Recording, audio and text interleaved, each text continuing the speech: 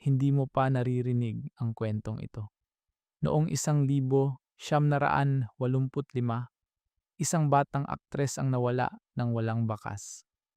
Ang kanyang pangalan ay Pepsi Paloma, 16 na taong gulang, isang rising star sa Philippine cinema noong panahon na iyon. Siya ay may maliwanag na kinabukasan.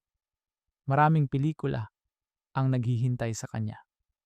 Isang gabi pagkatapos ng isang party sa isang kilalang hotel, hindi na siya nakauwi sa kanilang bahay.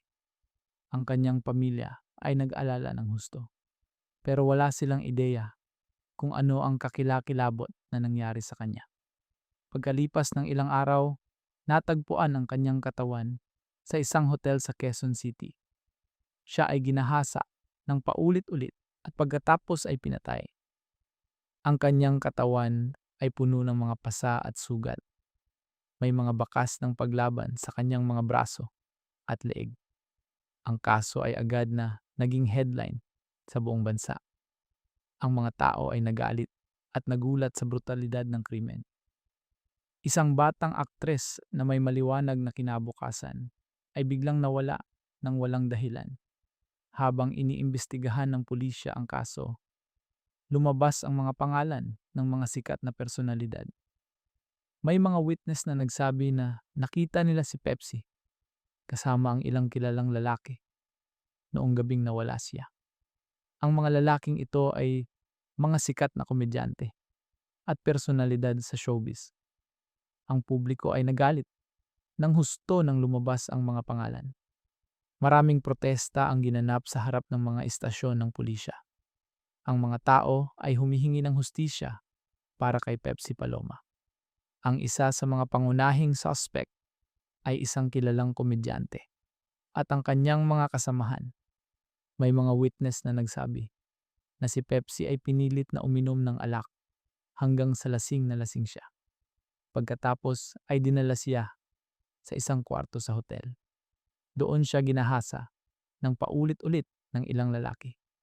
May mga nagsabi na siya ay sinakal hanggang sa mamatay.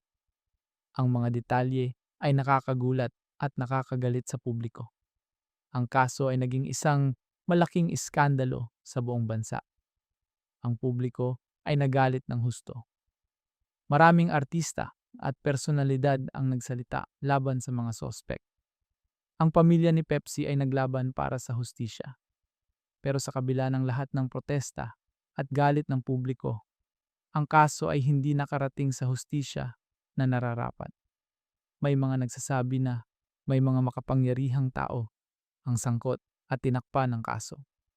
Ang hustisya ay hindi kailanman naibigay kay Pepsi at sa kanyang pamilya.